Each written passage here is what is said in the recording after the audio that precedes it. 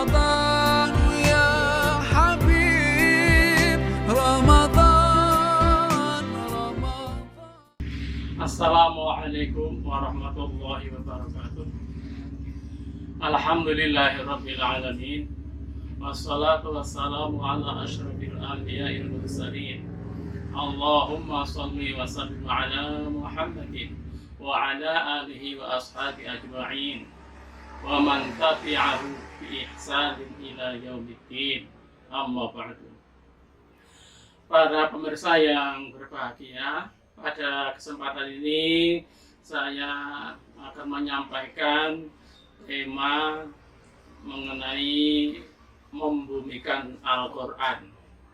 Langkah pertama itu kita adalah beriman dulu kepada Al-Quran. Yang namanya beriman itu percaya penuh, tanpa menanyakan, tanpa meragukan. Tidak ada isi kesadaran apapun kecuali percaya secara penuh. Nah, secara penuh, iman itu sasaran yang diimani adalah Al-Quran. Ternyata Al-Quran itu adalah kalam yang kalau dihitung itu jumlahnya cukup banyak, yaitu 6.236 ayat. Nah, setiap ayat itu terdiri atas sejumlah kalimat. Setiap kalimat terdiri atas sejumlah petunjuk. Setiap petunjuk terdiri atas sejumlah pemahaman. Tergantung siapa yang memahaminya. Tapi intinya adalah percaya kepada Al-Quran itu sendiri. Nah, lalu yang tahap berikutnya itu adalah apresiasi terhadap Al-Quran itu sendiri. Ya. Apresiasi terhadap iman itu sendiri itu melalui dua cara. Yang pertama adalah secara formal melakukan inisiasi, yaitu syahadatain. Asyhadu an la ilaha illallah wa asyhadu anna Muhammadar Rasulullah. Itu seseorang itu berpindah status dari tidak beriman menjadi beriman. Yang kedua, nah ini yang tidak banyak dilakukan oleh orang. Jadi sebetulnya masuk ke dalam Islam itu harus melalui dua pintu. Satu, pintu inisiasi syahadat itu. Kedua adalah pintu mau membaca. Jadi masuk ke dalam Islam itu adalah ibarat pintu itu adalah pintu kupu tarung. Ada dua daun pintu. Jadi umumnya hanya memasuki dari daun pintu syahadat ini. Nah, daun pintu yang satunya masih tertutup. Inilah yang kebanyakan orang lakukan. Mestinya kedua daun pintu itu harus dibuka. Nah, daun pintu yang satu ini adalah kesadaran mau membaca. Mengapa? Ayat yang pertama itu turun itu adalah tentang Iqra. Iqra bismi rabbikal ladzi khalaq. Khalaqal insana min 'alaq. Kuncinya adalah membaca. Nah, Al-Quran dari 6.236 ayat ini di dalam lingkup sejarah itu turun selama 22 tahun, 2 bulan, 22 hari. Nah, dari rentang waktu yang sekian itu, pengertian Qur'an itu lalu menjadi term komprehensif. Satu istilah yang sangat umum yang melahirkan istilah-istilah yang lain yang masih dalam cakupan pengertian membaca. Antara lain yang berakar dari kata fakaro. Dalam ayat banyak afala yatafakkarun, afala tatafakkarun. Kemudian kedua dari kata alima, umpamanya dari ya'lamun, ta'lamun. Kemudian dari kata faqiha, afala yafqahun, umpamanya yatafaqqahuna fiddin. Ya, teruskan ra'yu, yaitu umpamanya alam taro. Selanjutnya ulin nuha, ulil absor sebagai efek karena banyak membaca. Kemudian nadhoro, umpamanya dari lafal afala yang duruna ilal ibili kaifa khuliqat, itu adalah membaca bagaimana onta itu diciptakan, bagaimana langit itu ditinggikan, bagaimana gunung itu dikokohkan, bagaimana bumi itu dihamparkan. Lalu juga al-ibrah, kemudian juga al-huda.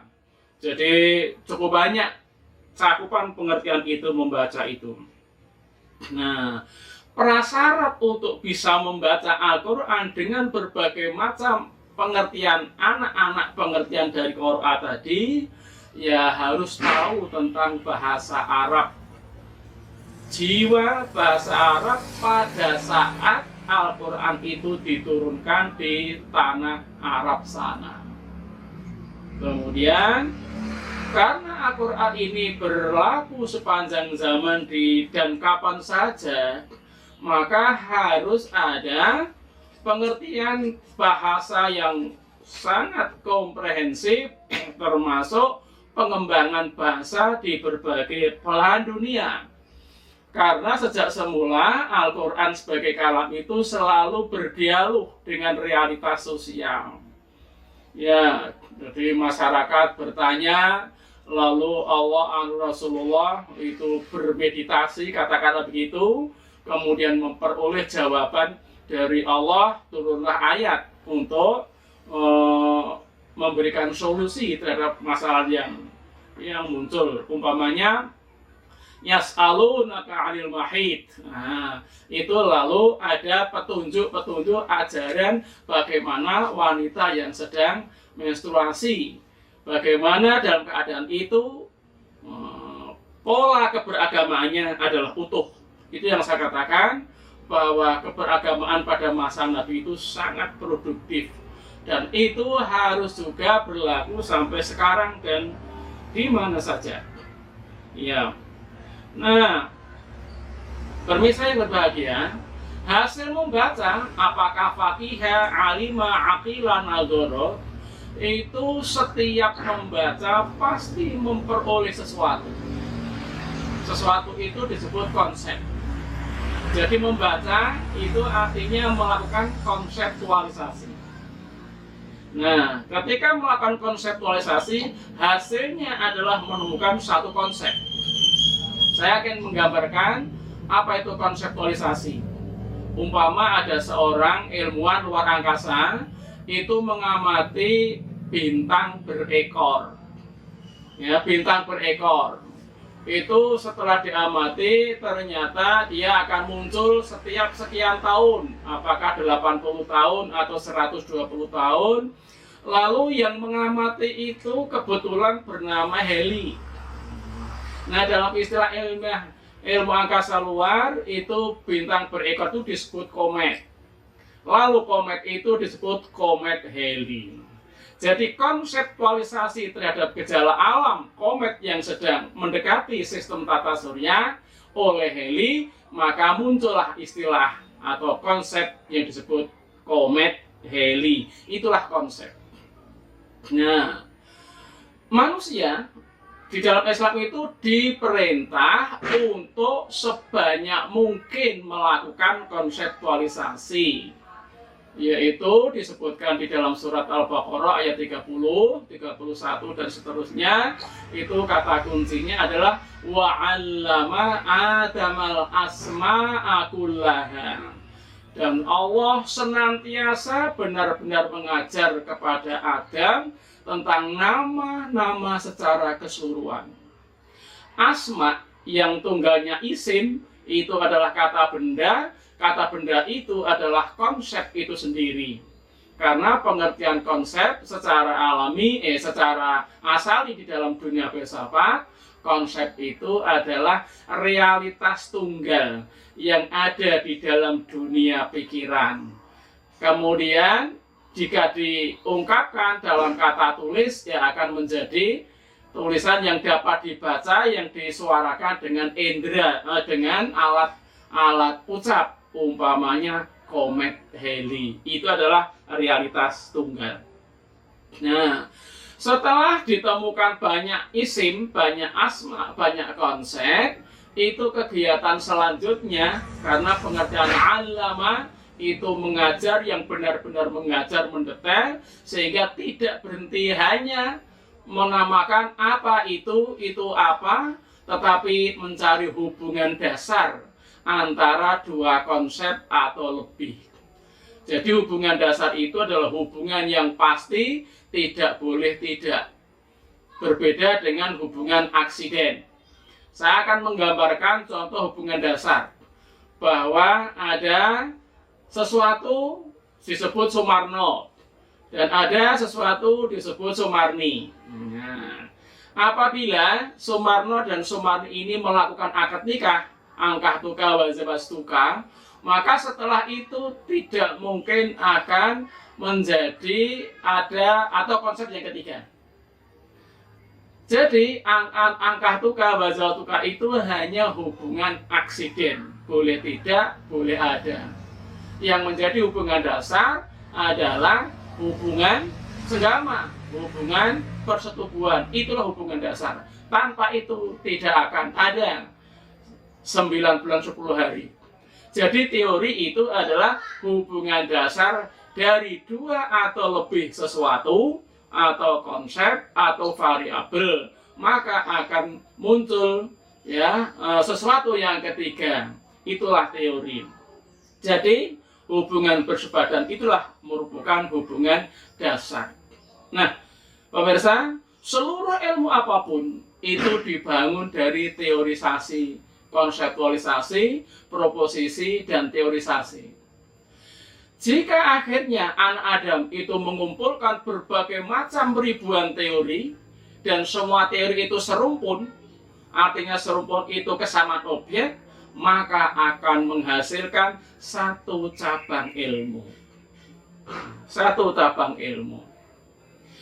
Nah, karena kegiatan membaca itu terus-menerus, tanpa henti, sepanjang manusia masih hidup, maka teori konseptualisasi, teorisasi, saintifikasi itu akan berkembang terus-menerus, yang akhirnya akan beranak pinak sampai tahap yang sekarang ini. Jadi start mulai Nabi Adam sampai sekarang ini, cabang ilmu pengetahuan itu sudah boleh dikata tidak terhitung jumlahnya. Nah, di dalam filsafat ilmu itu induk ilmu kan filsafat.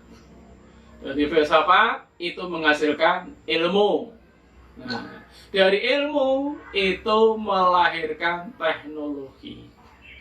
Pasti. Kemudian dari teknologi itu melahirkan teknik. Dari teknik melahirkan kesejahteraan. Nah, jadi yang namanya konseptualisasi, teori, kemudian saintifikasi, ilmu, teknologi, itu ranahnya masih bersemayam di otak sang ilmuwan berarti. Nah, kemudian mulai dari teknik itulah baru.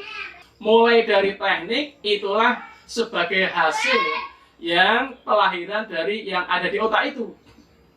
Nah, dari teknik itulah akan melahirkan kesejahteraan lahiriah. Ya, contohnya teknik membuat busi. Bagaimana busi itu pengapiannya bagus, tetapi awet, tidak cepat, karatan, dan bahan bakarnya irit.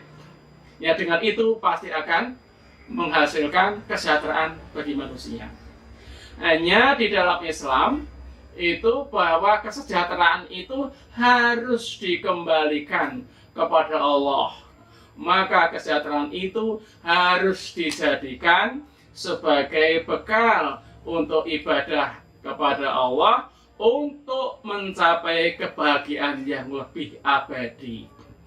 Jadi itulah rute membumikan Al-Quran yang akhirnya juga meningkatkan sampai kepada tahap metafisika, yaitu mencapai kebahagiaan dunia dan akhirat. Mudah-mudahan ada manfaatnya.